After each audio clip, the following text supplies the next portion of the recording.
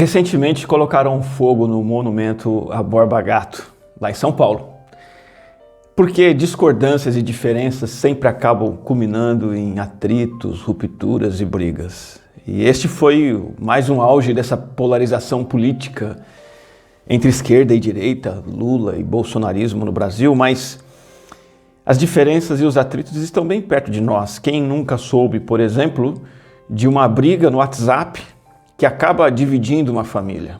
Martin Luther King disse que ou nós aprendemos a conviver como pessoas ou morreremos todos como animais. Essa foi uma frase num dos seus discursos eloquentes contra a intolerância racial nos Estados Unidos. Será que tudo que nós temos entre nós, seres humanos, são diferenças, discordâncias que nos afastam e nos tornam irreconciliáveis? Um homem estava visitando um hospital psiquiátrico. O enfermeiro estava mostrando os vários setores do hospital. E esse homem ficou intrigado com tão poucos funcionários para um número tão grande de internos. E o visitante perguntou: vocês que trabalham aqui não têm medo dos internos se unirem e agredirem vocês? Afinal, eles são um número muito maior. O enfermeiro disse: ah não, meu amigo, ninguém precisa ficar com medo. Os loucos nunca se unem.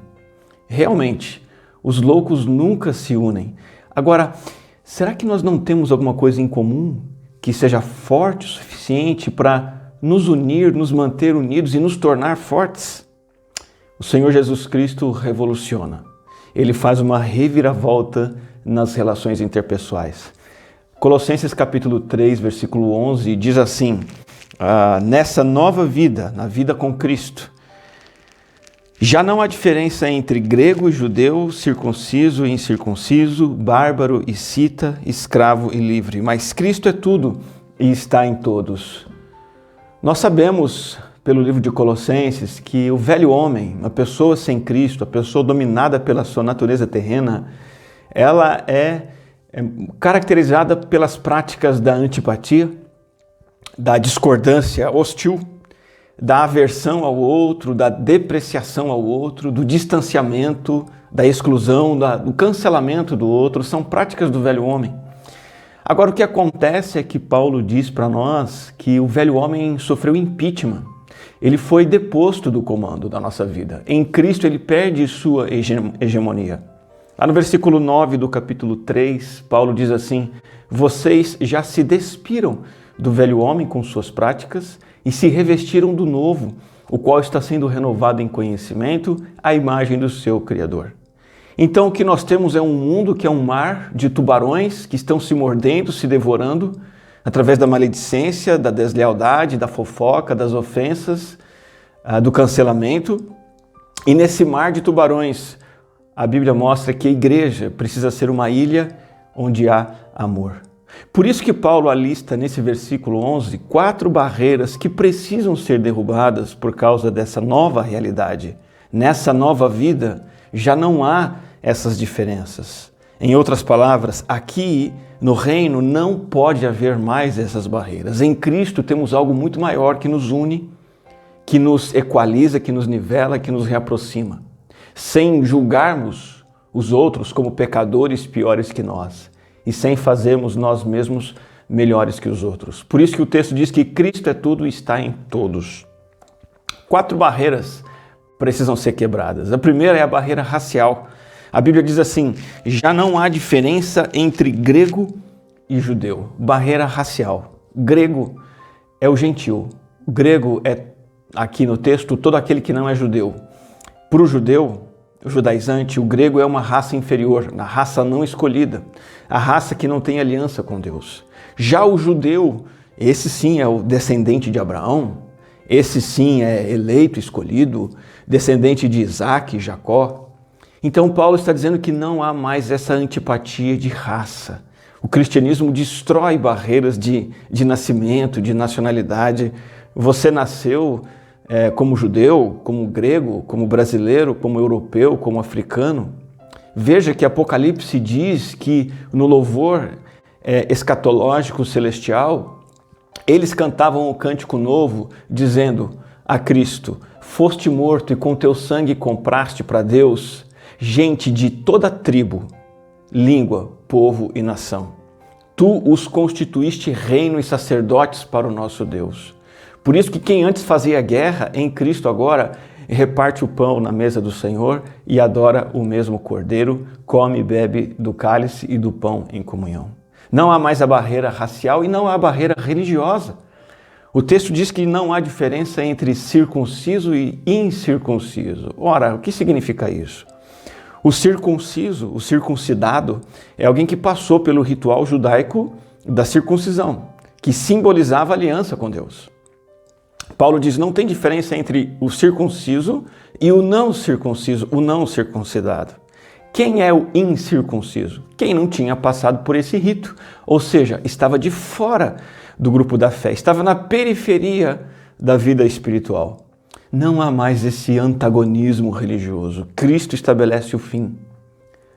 Nós não temos uma religião que nos torna cristãos melhores, pessoas melhores ou mais próximas de Deus.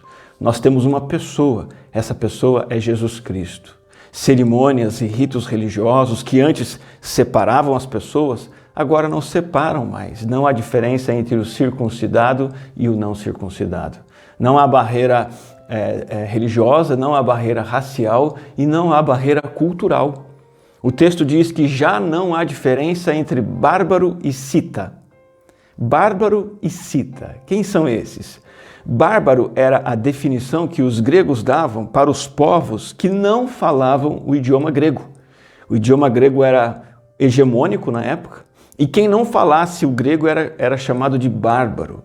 E os gregos que se consideravam os grandes pensadores, a elite, então olhavam para outras pessoas que não falavam sua língua e os menosprezavam. Paulo diz assim, não há diferença entre bárbaro e cita. Quem é cita? Os citas eram, digamos assim, na perspectiva dos gregos e do povo comum, piores do que os bárbaros. Os citas eram tribos selvagens. O antigo povo nômade guerreiro, inclusive que invadiu a Palestina mais ou menos no século VII a.C., e eles eram conhecidos pela sua selvageria.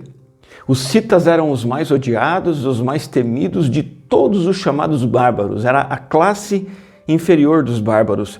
Se você já assistiu um filme ou série sobre vikings, talvez aquilo mostre mais ou menos o que eram os citas, a ralé dos bárbaros, selvagens, assassinos, sanguinários. Eles eram considerados só um pouco melhores do que animais selvagens. Então nós temos aqui o menosprezo cultural. Paulo vem e diz assim, não há mais diferença entre o culto e o inculto.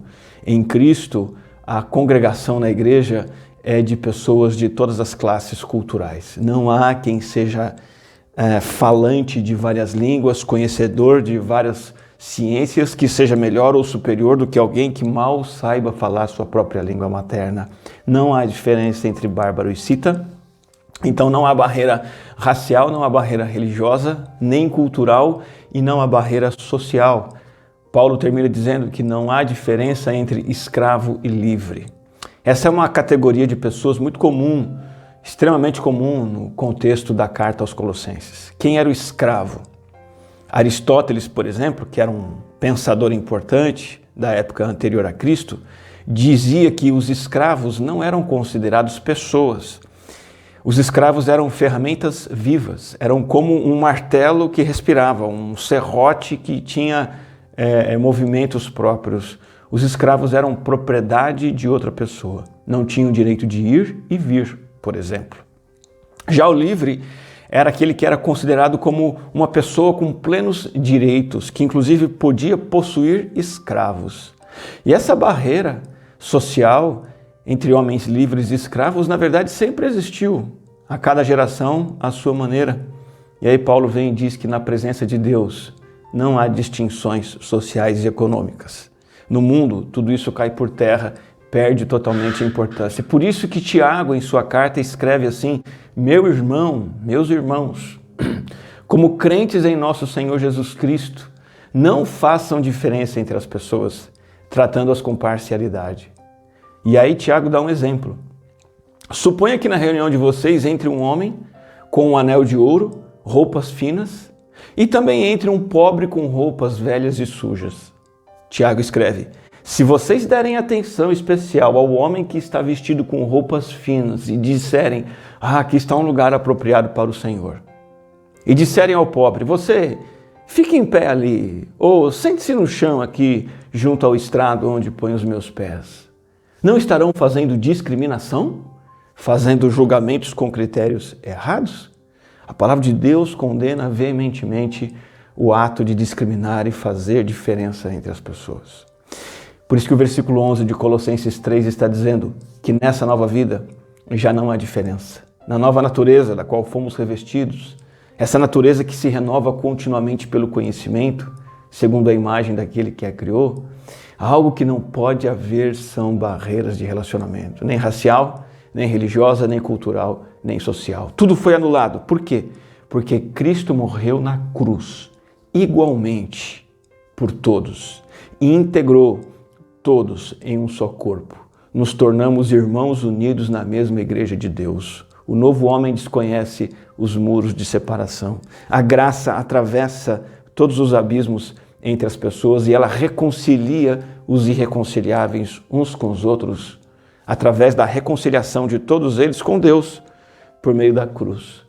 O próprio Senhor, o nosso Salvador, já rompeu a maior de todas as barreiras, a barreira do pecado imundo que nos tornava impuros e nos separava de um Deus totalmente santo. Essa barreira, sim, foi removida. Então todos nós podemos nos assentar juntos para adorar e ter comunhão. Cristo é tudo e está em todos. Ele é o Salvador de todos. É também o Senhor todo-suficiente de todos. É muito interessante perceber como nós vivemos aqui nesse planeta Terra. Estamos todos nivelados no solo e temos todos sobre nós o mesmo céu. O céu está acima de todos igualmente, igual a todos aqui embaixo. Assim é Cristo para conosco. Então a fé em Cristo remove qualquer separação. No reino de Cristo, entre os salvos, não há lugar para discriminação de qualquer tipo. A salvação de Cristo abre espaço para todos, em todos os lugares. João capítulo 3, versículo 16, diz que o Evangelho é para toda criatura no mundo todo, porque Deus amou tanto o mundo que deu o seu Filho unigênito para que todo aquele que nele crê não pereça, mas tenha a vida eterna. Nós somos colocados por Cristo no mesmo rebanho, ovelhas do mesmo pastor. E Cristo é tudo que realmente interessa agora. Esse é o laço que nos une, totalmente novo e inquebrável da unidade cristã.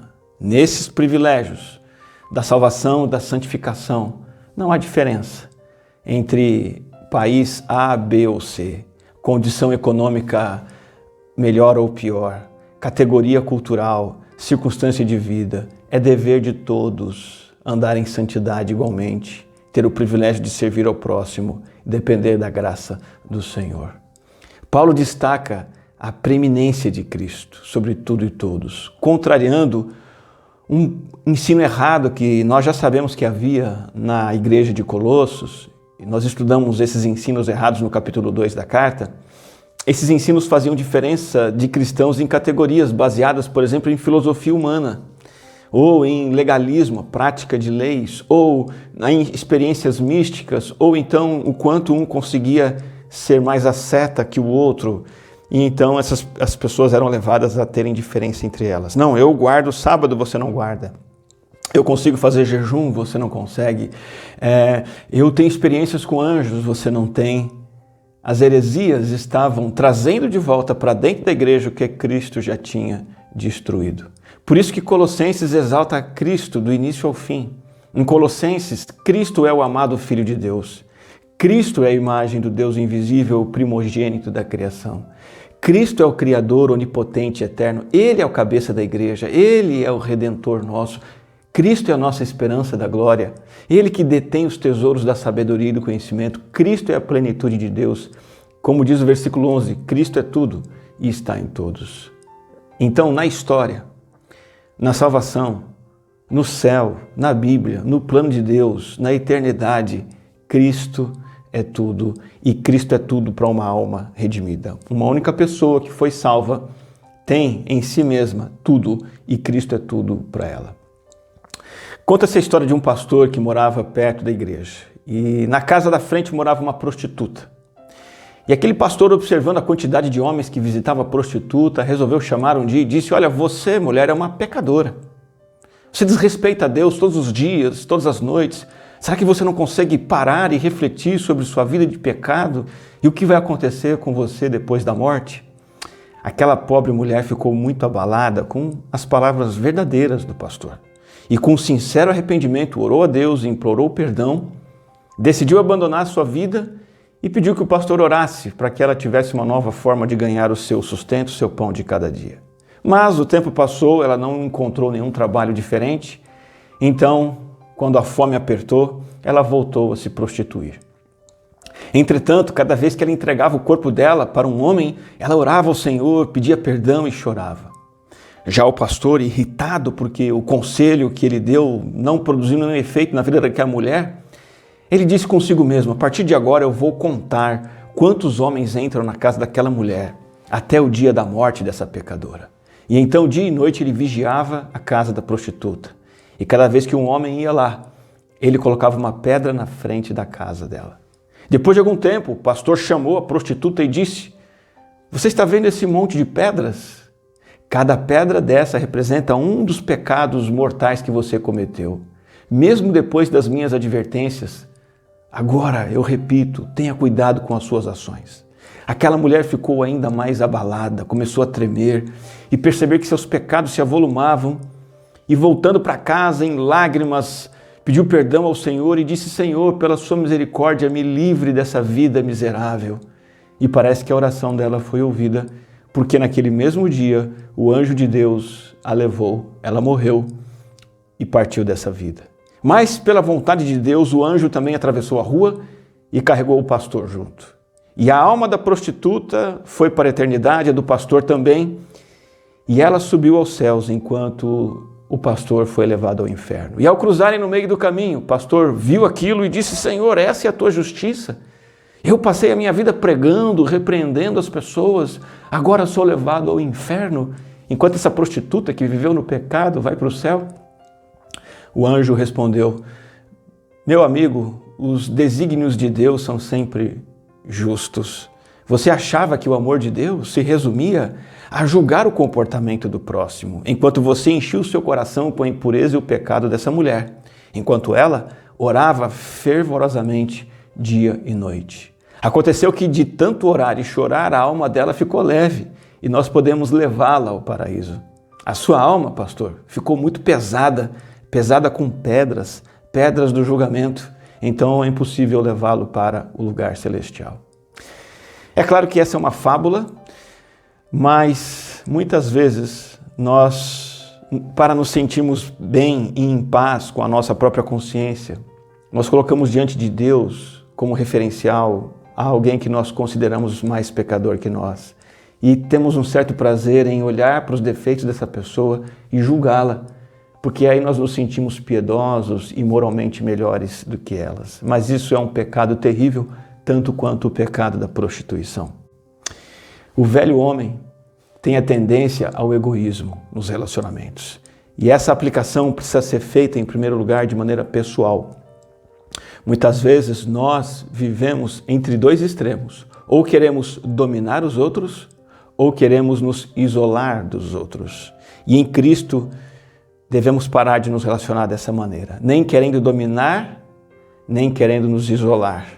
O novo homem foi criado para a comunhão, para interagir, para partilhar, para dar, receber, amar e ser amado. Conta-se uma história bem simples de um casal e 3 filhos que estavam passando o dia na praia. As crianças estavam tomando banho de mar, fazendo castelos na areia, e ao longe apareceu uma velhinha, com seu cabelo grisalho esvoaçando ao vento, roupas sujas, esfarrapadas. Ela estava lá resmungando qualquer coisa com a sacola na mão e apanhava coisas na praia e colocava no saco. Logo os pais chamaram as crianças, disseram: crianças, fiquem longe daquela velhinha.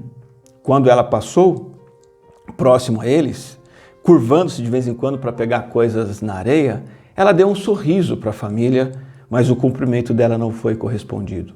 Muitas semanas mais tarde, eles souberam que aquela velhinha dedicava várias horas do dia dela recolhendo cacos de vidro na praia para que as crianças não cortassem o pé. Nós somos chamados em Cristo Jesus para nos aproximarmos das pessoas e não julgarmos, para tratarmos com empatia, com solidariedade. Quebrando barreiras na vida pessoal, mas também quebrando barreiras na vida familiar. Já ouviu o ditado que diz assim: quem tem telhado de vidro não joga pedra no telhado de ninguém?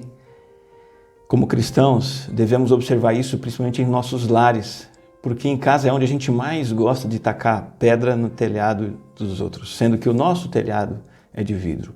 O nosso nivelamento em Cristo no convívio familiar funciona assim, derrubando aquele conceito falso de que eu sou bom em casa e que eu então posso impor as coisas sobre os outros, reclamar dos outros, entrar em atrito e até me afastar dos outros.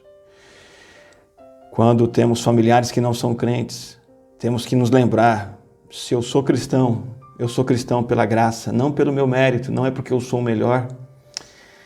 Se eu sou crente num ambiente em que há pessoas não crentes, eu tenho que agir como um pecador que foi perdoado, não como um justo que merece ser recompensado.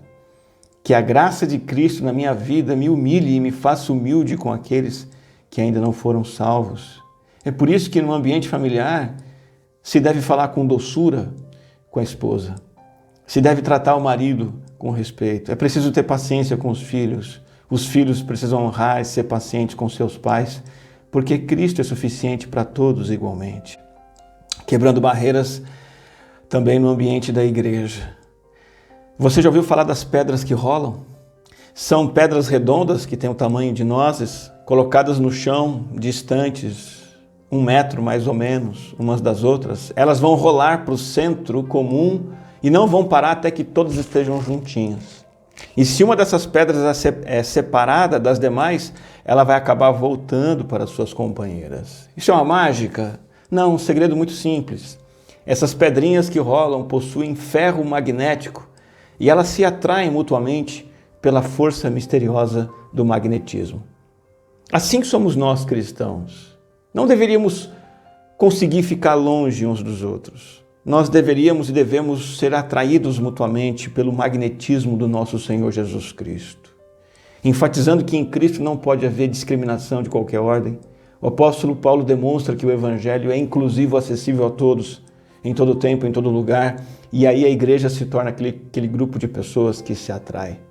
Em primeiro lugar, no que diz respeito à igreja, nós temos que destacar a importância do convívio e da frequência à igreja. Não faz sentido nenhum a opção de ser um crente nominal. Crente nominal é aquele que tem a frequência esporádica, que vai à igreja quando dá. Um tempo atrás eu estava conversando com um crente que estava muitos meses afastado da igreja. E o assunto acabou sendo, entre outros, acontecimentos na vida da igreja. E eu comecei a falar: irmão, fulano de tal morreu, fulana teve filho, o irmão fulano de tal mudou de cidade. E aquele crente afastado, quase que um desigrejado, ficava cada vez mais surpreso com tudo que não vivenciou, porque ele estava longe.